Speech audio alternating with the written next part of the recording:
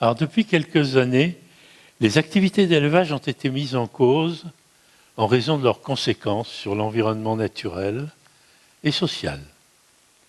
Si, en plus du respect de la vie des animaux, les critiques qu'on a formulées de la sorte servent d'argument en faveur du végétarisme, elles ne s'adressent pas uniquement à celles et à ceux qui entendent convertir l'humanité à cesser de manger de la viande et abandonner l'élevage. Elles sont admises par de nombreux spécialistes de l'environnement ou de la santé, et l'on peut demeurer omnivore tout en les prenant en considération. Voilà. La plus ancienne de ces critiques portait sur le fait que le développement des activités d'élevage rendrait difficile de nourrir l'ensemble de la population humaine. Je me souviens que l'argument était avancé par René Dumont dans les années 1960, alors que j'étais son assistant. Avant même qu'il ne soit devenu écologiste. Puisqu'il faudrait, disait-il, en moyenne 7 à 9 kilocalories végétales pour obtenir 1 kilocalorie animale, consommer des animaux et des produits animaux diminue la quantité de calories disponibles pour les humains. On pouvait penser que si l'on prolonge les tendances actuelles, à savoir une consommation très élevée dans les pays industrialisés et qui augmente fortement dans les pays émergents, on va se trouver dans la situation de ne plus pouvoir produire une quantité de nourriture suffisante pour l'humanité. Une part croissante des superficies sera consacrée à nourrir bovins, porcs et volailles. Et si l'on ajoute à ce manque de disponibilité globale en calories végétales le constat que les superficies agricoles tendent à diminuer du fait de l'urbanisation et de l'érosion, ça va rendre plus difficile de nourrir 9 milliards d'êtres humains. Après avoir traité de cette question, ah non, c'est avant. Voilà. Après avoir traité de cette question et pour le moins nuancé l'argumentation, je me propose d'évoquer, ce qui est bien connu, la contribution de l'élevage aux émissions de gaz à effet de serre. Il conviendra ensuite de s'interroger sur les impacts à différentes échelles de temps et d'espace des activités d'élevage sur l'érosion de la diversité biologique. Après avoir traité cette question, et pour le moins nuancer l'argumentation, je pense que nous reviendrons à des questions beaucoup plus anthropocentriques pour aborder deux aspects de l'incidence des activités d'élevage sur la santé humaine. Je suis totalement incompétent en la matière et donc je ne traiterai pas des questions relatives aux inconvénients d'une alimentation trop carnée. Bon, ça c'est en dehors de mes possibilités. Par contre, j'évoquerai rapidement dans cet exposé les zoonoses et la contribution, plus précisément, de l'élevage au développement de l'antibiorésistance. Dans tous les cas, il apparaîtra que les différentes formes d'élevage n'ont pas le même impact sur leur environnement naturel et social, si bien qu'il n'y a pas grand sens à parler de l'élevage en général, et qu'il faut distinguer les différentes manières d'élever des animaux et leurs impacts respectifs sur la nature et sur la société. Je vais faire une parenthèse pour préciser le sens des expressions que je vais utiliser dans cet exposé et dont certaines ont choqué, je dirais, certains milieux agricoles. Je vais parler d'agriculture et d'élevage productiviste. Oh là là. Productiviste, en fait, ça signifie dont l'objectif et d'augmenter la productivité du travail et du capital. C'est une qualification purement descriptive. Elle correspond en plus à ce qui a été fortement suggéré aux agriculteurs dès le premier plan français, à savoir, je cite, une ardente obligation de moderniser l'agriculture par l'augmentation des rendements à l'hectare, des performances du cheptel et de la productivité du travail. Comme l'expression d'agriculture extensive, celle d'élevage intensif me paraît trop imprécise. Cette agriculture que les organisations professionnelles qualifient volontiers d'intensive est une agriculture qui emploie intensivement des facteurs de production fournis par l'industrie. En ce sens, l'agriculture que j'appelle productiviste est intensive en capital. Et il en est de même de l'élevage. Les systèmes de polyculture-élevage et l'élevage traditionnel pouvaient être considérés comme intensifs en travail. Enfin, certains auteurs, comme Michel Griffon, dont je reparlerai, parlent d'agriculture écologiquement intensive pour désigner toutes les formes de transition ou d'approche de l'agroécologie. Quand il est question d'agriculture intensive ou d'élevage intensif, il faudrait donc préciser en capital, en travail ou en mobilisation de processus naturels. Pour qualifier les formes productivistes d'élevage, je parlerai aussi parfois d'élevage industriel.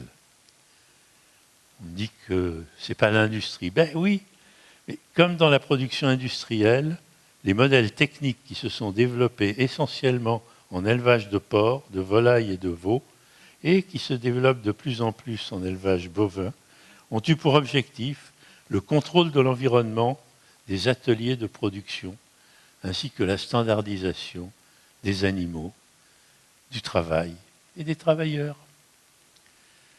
Alors, j'en viens maintenant aux premières questions. L'élevage risque-t-il de rendre difficile de nourrir le monde? Qu'il me soit permis, avant d'aborder cette question, de rappeler qu'Amartya Sen et Jean Drèze avaient déjà montré que si 800 millions de pauvres souffraient de la faim tout à la fin du XXe siècle, ce n'était pas dû à la quantité d'aliments disponibles. Elle était largement suffisante, et même au-delà. Mais une distribution très inégalitaire des ressources, et c'était dû aussi à un gaspillage considérable de la part des consommateurs riches. Nourrir le monde supposerait, à mon avis, d'abord de lutter contre les inégalités sociales avant de chercher à développer une production déjà excédentaire.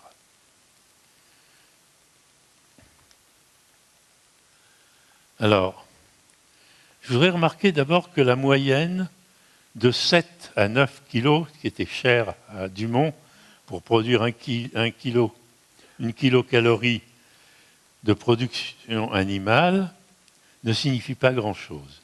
Il faut 4 kilocalories végétales pour produire 1 kilocalorie de porc ou de volaille en élevage industriel. 11 kilocalories végétales pour produire 1 kilocalorie de mouton ou de bœuf en élevage productiviste. Il n'y a pas beaucoup d'élevage productiviste de moutons, mais il y en a quand même quelques-uns. 25 kilocalories végétales pour obtenir 1 kilocalorie de mouton ou de bœuf en élevage extensif. On pourrait penser qu'il vaut mieux consommer porc et volaille des élevages industriels que des animaux et des produits animaux issus d'élevages moins productifs. Oui, ce serait quand même oublier que sur les 11 kilocalories végétales nécessaires pour obtenir 1 kilocalorie de bœuf ou de mouton en élevage productiviste, et plus encore dans les 25 kilocalories nécessaires en élevage extensif, il y a une proportion non négligeable d'herbes, de foin, d'ensilage, et que les humains ne mangent pas d'herbe. Donc de toute façon, c'est des produits qui auraient été perdus pour les hommes. L'argumentation mérite en outre d'être nuancée. Rappelons qu'il y a de vastes régions où ne peuvent pousser que de l'herbe, des lignes bas ou des peuplements forestiers. En France, Ce sont les hautes terres du Massif central, des Alpes, du Jura et des Pyrénées, disons au-delà de 800-900 mètres d'altitude. Mais aussi certaines zones humides où, à défaut d'opérations de drainage, qui sont toujours coûteuses et qui sont assez dommageables pour la biodiversité, on ne saurait cultiver. Ces régions, qui couvrent une proportion non négligeable de l'Europe, de l'Asie, de l'Amérique du Nord et du Sahel, ne peuvent contribuer à l'approvisionnement de l'humanité que par l'élevage. Abandonner l'élevage reviendrait à laisser s'installer progressivement la forêt ou des landes à ligne bas.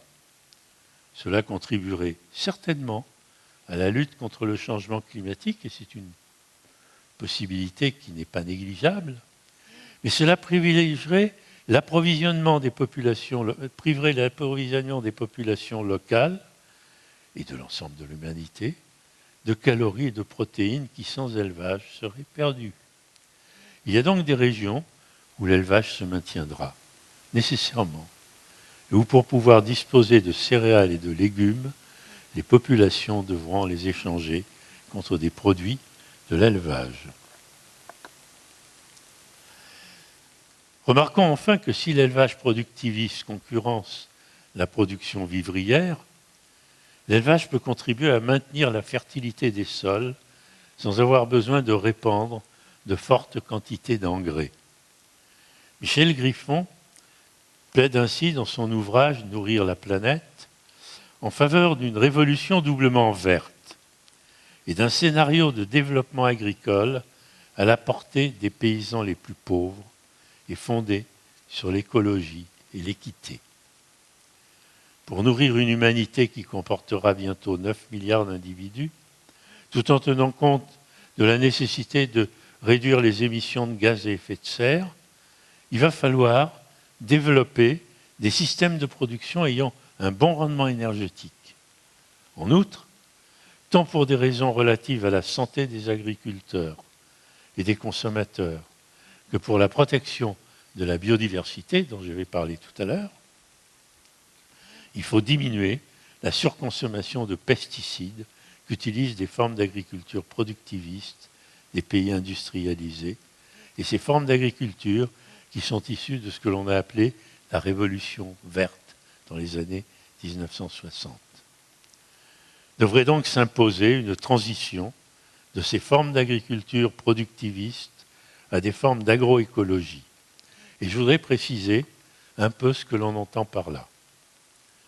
L'agriculture productiviste des pays industrialisés, au même titre que la révolution verte dans les pays chauds, a remplacé les fonctionnalités naturelles que savaient utiliser les formes d'agriculture traditionnelles par l'utilisation massive de produits d'origine industrielle.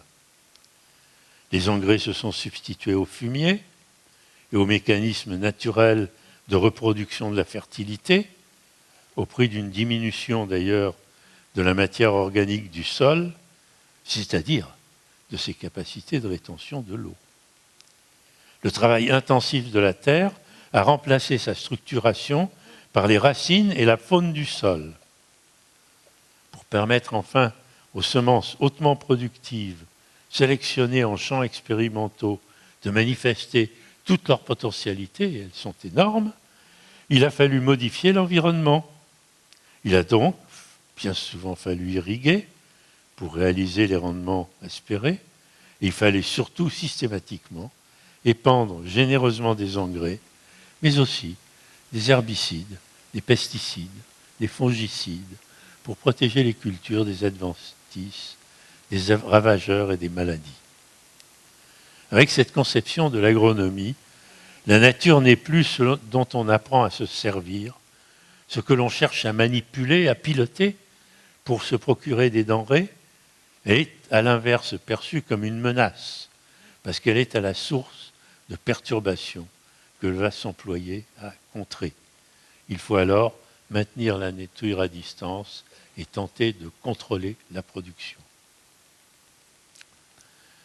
Ces formes d'agriculture productiviste ont rendu d'ailleurs les services que l'on attendait d'elles. elles ont effectivement largement contribué à assurer l'alimentation d'une population humaine en forte croissance au cours de la seconde moitié du XXe siècle. Mais il est devenu de plus en plus évident qu'elles ont des conséquences, tant sociales qu'environnementales, qui s'avèrent désastreuses. Les pays qui ont développé ces formes de production inondent le reste du monde de leur surplus à bon marché. S'ensuivent l'absence de possibilité de développer des marchés nationaux dans les pays déficitaires, la destruction de leur paysannerie, l'encombrement de leurs bidonvilles et autres favelas par des paysans ruinés. Exigeant des investissements, comme la mécanisation, l'irrigation, les bâtiments, et des achats de semences sélectionnées, d'engrais, d'insecticides, d'herbicides et de fongicides, la révolution verte s'est aussi traduite par la paupérisation de ceux qui n'ont pas eu les moyens de l'adopter ou qui n'ont pas pu suivre, qui ont commencé puis qui ont été obligés d'abandonner parce qu'ils perdaient de l'argent. Ces formes d'agriculture ont en outre un très mauvais rendement énergétique et leurs exportations en direction des pays déficitaires, mais aussi entre pays exportateurs, supposent des transports lourds et volumineux, si bien que l'on ne saurait poursuivre dans cette voie si l'on veut effectivement diminuer les émissions de gaz à effet de serre. Il s'agit, finalement aussi, de formes de production très polluantes, ayant des effets dommageables sur les capacités productives des sols, érosion, salinisation, perte de matière organique et, plus encore, sur la diversité biologique. À l'inverse, l'agroécologie consiste à agir avec la nature et pas contre elle, à prendre la nature comme partenaire. Il s'agit donc de promouvoir des formes de pilotage des processus naturels, ce qui suppose d'étudier les fonctionnements des agrosystèmes, en n'oubliant jamais qu'ils s'insèrent dans un complexe d'écosystèmes, c'est-à-dire le paysage dont ils font partie, écosystèmes avec lesquels ils entretiennent des interactions. Considérer toute parcelle cultivée comme un écosystème complexe suppose ainsi de ne plus considérer le sol comme un simple support que l'on travaille pour faciliter l'enracinement des plantes et que l'on enrichit d'engrais pour forcer leur alimentation. Dans la conception agronomique qui a guidé le modèle productiviste, la vie du sol avec sa faune, sa flore, sa mycoflore détritivore et ses bactéries qui minéralisent la matière organique et qui pour certaines fixent l'azote atmosphérique, bref, le sol en tant que système écologique, avec ses interactions complexes, avec les cultures justement, est une boîte noire. L'agroécologie propose d'ouvrir la boîte noire et de comprendre pour essayer d'en tirer parti les mécanismes biologiques qui président à la reproduction de la fertilité, ainsi que ceux qui contribuent à maintenir une structure et un taux de matière organique favorable à l'enracinement des cultures et à la rétention de l'eau. La démarche agroécologique invite à ne plus considérer les autres composants biologiques du paysage comme un réservoir de menaces. Parce que les insectes, ce n'est pas la peine de tenir à distance à grand renfort de pesticides, il faut chercher dans la faune des auxiliaires susceptibles de limiter les agressions par concurrence, prédation ou parasitisme. Enfin, il faut surtout reproduire la fertilité, et pour cela, associer l'élevage aux cultures et introduire dans l'assolement des légumineuses, cultures fourragères, lentilles, haricots, qui fixent l'azote atmosphérique. Comme ce fut le cas des systèmes de polyculture-élevage, il faut alors des rotations complexes des cultures sur la même parcelle, afin de briser les cycles de reproduction des espèces qui concurrencent les récoltes et de celles qui les ravagent. On parvient, on sait déjà maintenant, maîtriser les mauvaises herbes, les parasites, les ravageurs, avec une utilisation minimale, voire nul de produits phytosanitaires.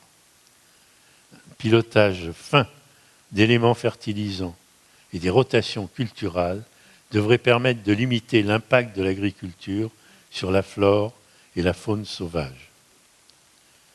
N'exigeant pas l'acquisition massive de moyens de production fournis par l'industrie, ces formes d'agroécologie seraient en outre à la portée des paysans qui n'ont pas eu les moyens d'adopter les formes d'agriculture productiviste ou la révolution verte.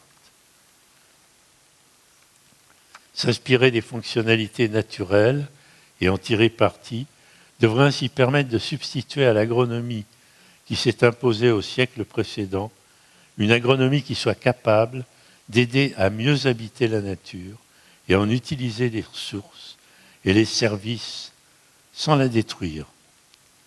Et cela conduira à une grande diversité de systèmes adaptés à la diversité des environnements naturels et humains. Il n'y a pas de modèle, ni même un petit nombre de modèles d'agroécologie. C'est un ensemble de principes d'action à appliquer avec créativité dans un milieu donné, selon les capacités de travail, les savoirs et les besoins économiques des paysans. Nourrir l'humanité nécessitera sans doute une diminution de la consommation de viande et de produits laitiers dans les pays riches, mais l'élevage conservera sa place dans certaines régions et plus encore, il conservera un rôle essentiel dans un scénario de transition du productivisme à l'agroécologie. Mais il ne s'agira plus alors d'élevage productiviste en grande unité de production. J'en passe maintenant à l'élevage et le réchauffement climatique.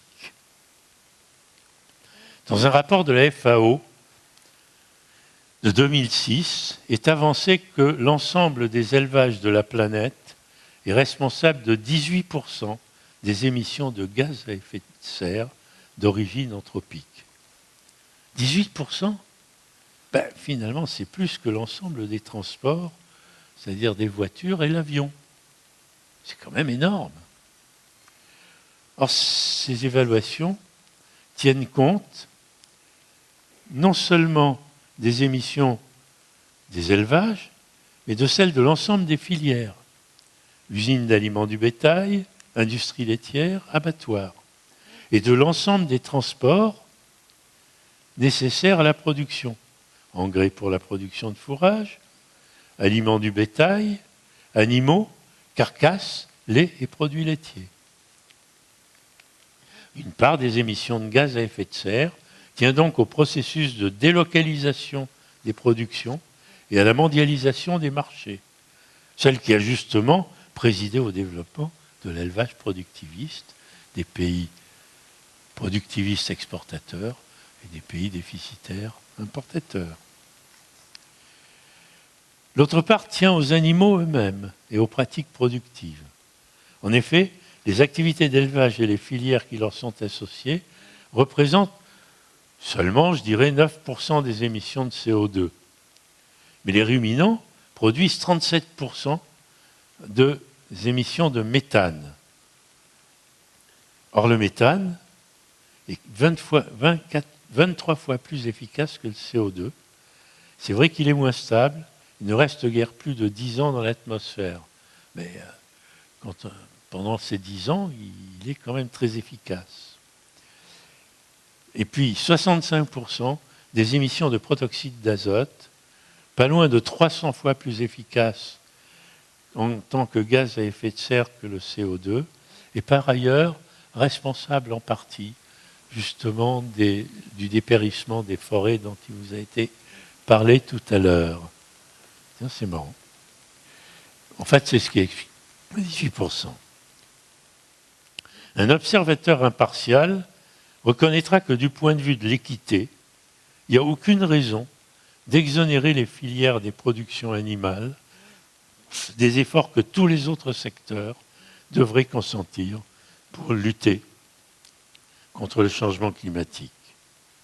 Rien ne peut justifier que ces filières soient dispensées de contribuer à la diminution des émissions de gaz.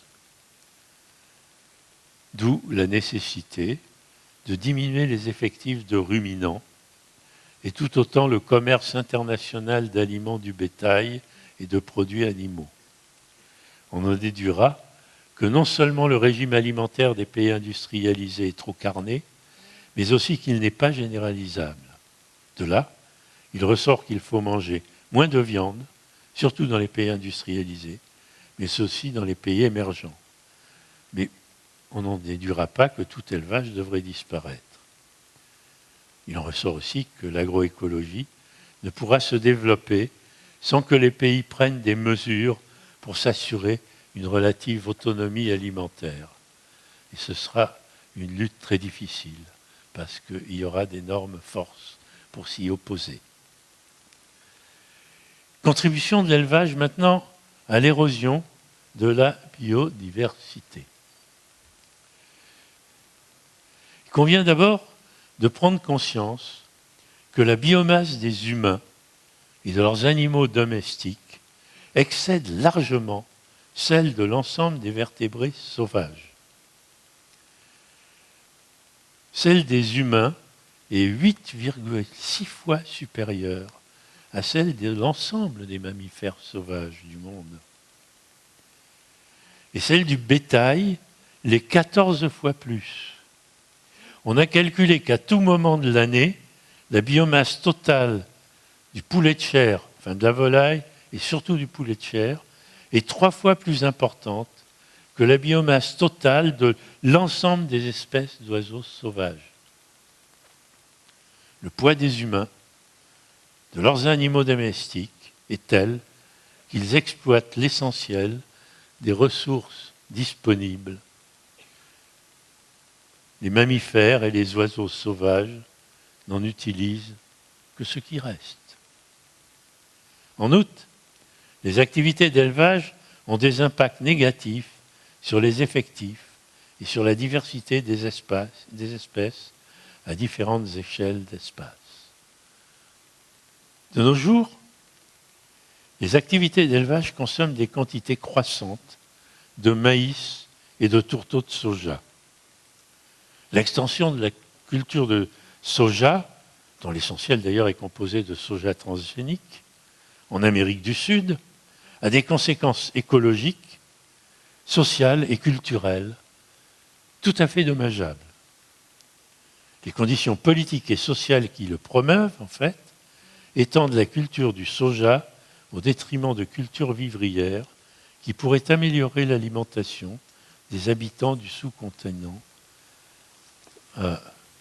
Or, on sait que, par exemple, au Brésil, il y a une fraction non négligeable de la population qui est en état de sous-nutrition.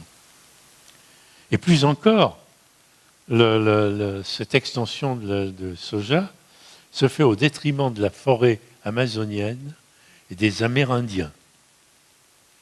Le soja est ainsi à l'origine d'une injustice sociale et d'une catastrophe écologique. Mais ce n'est pas l'élevage en tant que tel qui est en cause. C'est le modèle technique qui s'est développé pour satisfaire une forte demande des pays industrialisés et une demande en forte croissance des pays émergents. En effet, tous les types d'élevage ne sont pas nécessairement défavorables à la biodiversité. Sur les hautes terres, que ce soit en France ou dans toutes les montagnes européennes et asiatiques, le pastoralisme et l'élevage non productiviste, l'élevage familial, contribuent à maintenir des milieux ouverts.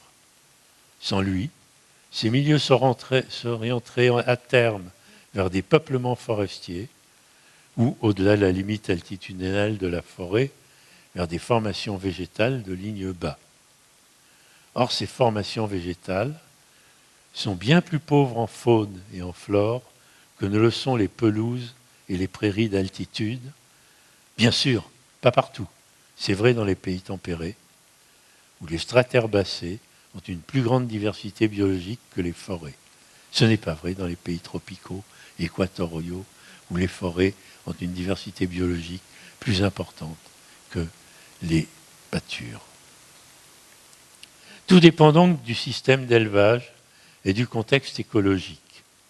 L'élevage industriel contribue à l'érosion de la biodiversité, pas un élevage extensif bien conduit, c'est-à-dire sans surpâturage. Si on se préoccupe maintenant des pollutions du sol, des nappes phréatiques et des cours d'eau, ainsi que des nuisances olfactives du voisinage qui ne sont pas nulles, on ne peut qu'en accuser le développement des élevages productivistes.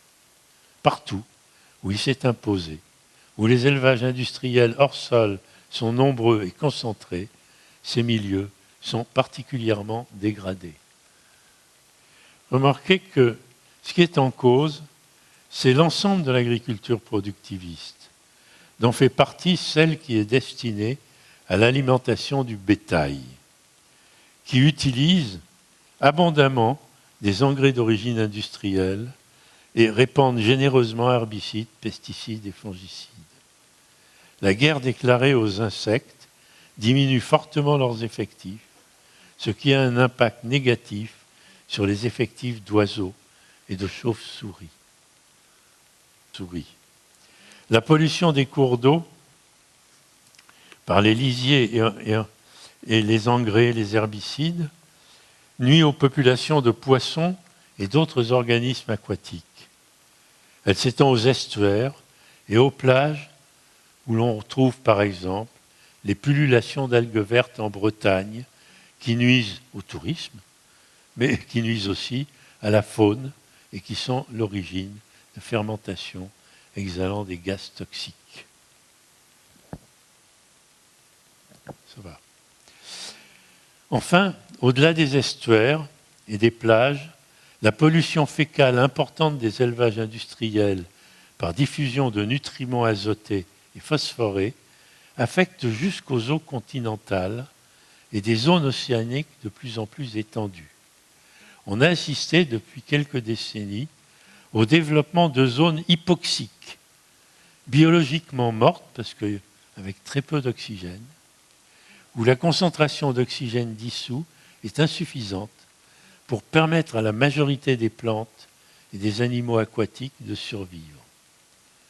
On retrouve de ces zones hypoxiques en mer Baltique, dans la mer Noire, en mer du Japon, en mer de Chine, en Méditerranée et bien évidemment dans le golfe du Mexique, où selon Serge Morand, cette zone hypoxique du golfe du Mexique n'avait que 100 km², rien du tout, dans les années 90, et couvrait déjà plus de 22 000 km² en 2017.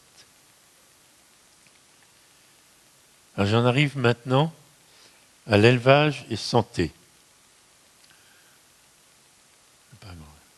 Alors, l'élevage a toujours été source de zoonoses.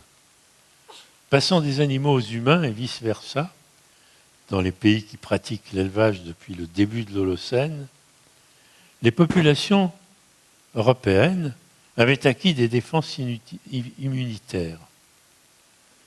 Lorsque les Européens colonisèrent le Nouveau Monde, ils diffusèrent au tout début, parmi les populations amérindiennes qui ne pratiquaient pas l'élevage, des germes pathogènes contre lesquels elles n'étaient pas immunisées. Les Amérindiens se sont révélés particulièrement vulnérables à ces zoonoses que connaissaient bien les Européens, dont certains étaient graves comme la tuberculose, un peu moins graves comme la variole, mais certaines aussi banales chez nous que la grippe ou les rougeoles. Elles furent d'autant plus fatales aux populations amérindiennes qui les contractaient que les pratiques thérapeutiques qu'elles maîtrisaient étaient sans effet sur ces maladies inédites. L'échange colombien a donc conduit à une véritable hécatombe d'Amérindiens, de populations amérindiennes. Comme on n'en a jamais connu en Eurasie, même au cours de la grande peste médiévale de 1347-1351. Quand les premiers colons anglais ont débarqué en Amérique du Nord, c'est-à-dire en gros 150 ans après que qu'il y ait eu les premiers contacts avec les Européens, les premiers contacts qui n'étaient pas forcément, c'est après, c'est quand les Anglais ont débarqué, ils ont commencé à être violents. Au débat, c'était des coureurs des bois qui ne s'entendaient pas trop mal avec les Amérindiens, mais qui leur ont apporté des germes. Bon. On pense que la population amérindienne s'était effondrée à tel point qu'il y avait à peu près 1/10 de la population qui avait vécu auparavant. Ce que les Américains qualifient de wilderness, ce ne sont pas des forêts vierges, ce ne sont pas des forêts primitives, mais des espaces jadis utilisés par les Amérindiens et qui se sont ensauvagés en raison de l'effondrement de ces populations autochtones détruites par les zoonoses. De nos jours, les élevages industriels, rassemblant d'importants effectifs d'animaux ayant une faible diversité génétique entre eux, sont une véritable aubaine pour les maladies infectieuses. On y trouve de tout, des groupes aviaires, des grippes aviaires, des grippes porcines, des listérioses, des salmonelloses, des infections à Escherichia coli, à Streptococcus, etc. D'ailleurs, il y a un rapport de l'OMS, de l'OIE, l'Office international de l'élevage, et de l'USDA en 2005, qui se conclut ainsi. En termes simples, en raison de la révolution de l'élevage, les risques mondiaux de maladies augmentent. On peut donner un exemple. La grippe H1N1, dont on a beaucoup parlé dans les débuts des années 2010, est issue d'un élevage industriel de porcs en Caroline du Nord. On sait d'où ça vient. C'était une mutation qui s'est faite dans cet élevage.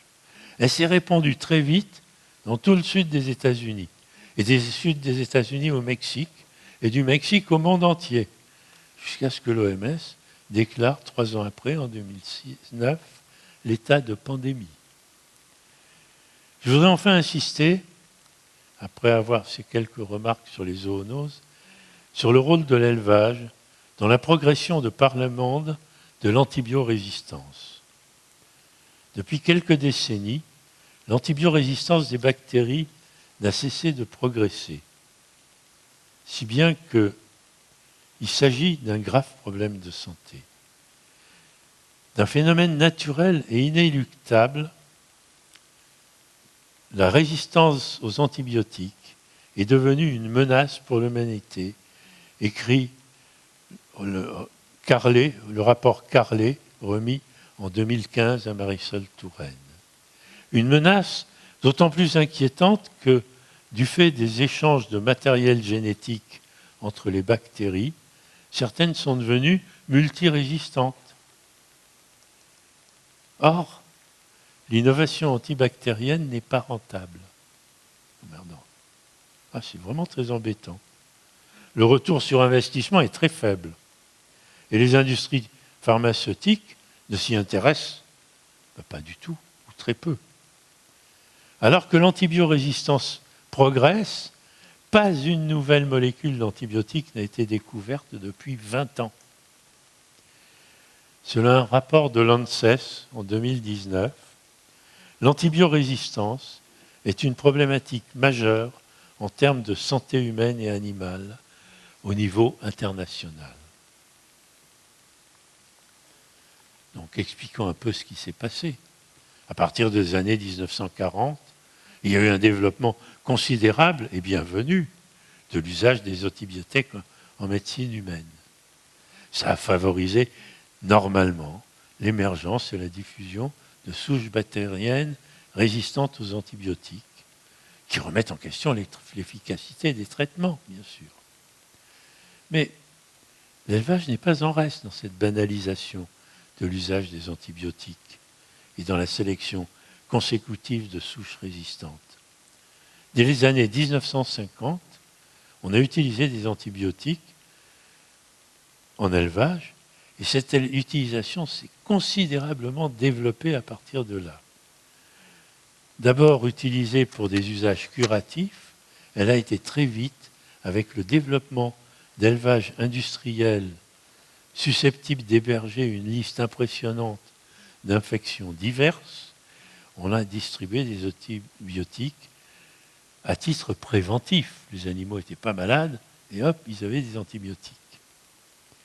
Enfin, un effet secondaire favorisant la croissance a été découvert en 1946.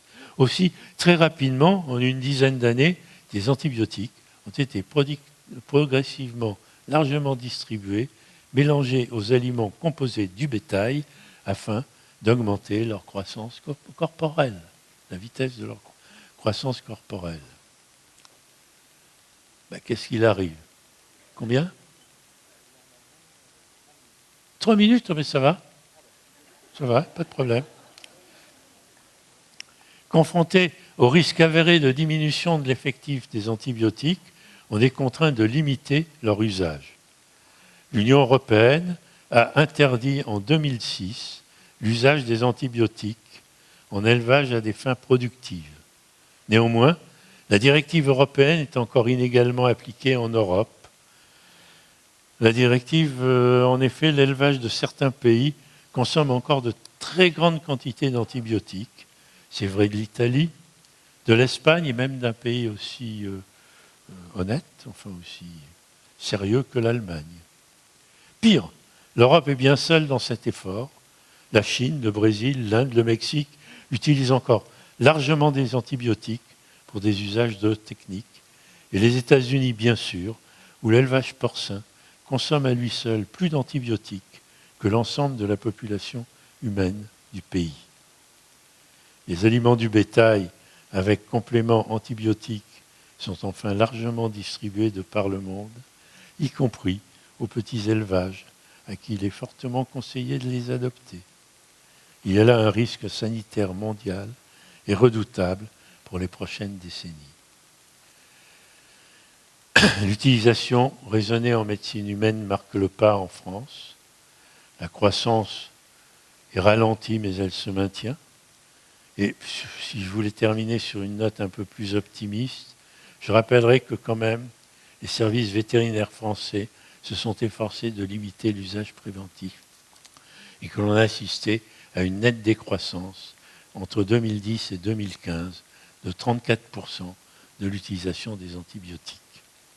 En guise de conclusion, en raison de leurs conséquences sur la biodiversité et de leurs émissions de gaz à effet de serre, il serait souhaitable que les élevages industriels hors sol disparaissent et que se développent des élevages associés aux formes d'agroécologie, en lieu et place des formes d'agriculture et d'élevage productiviste.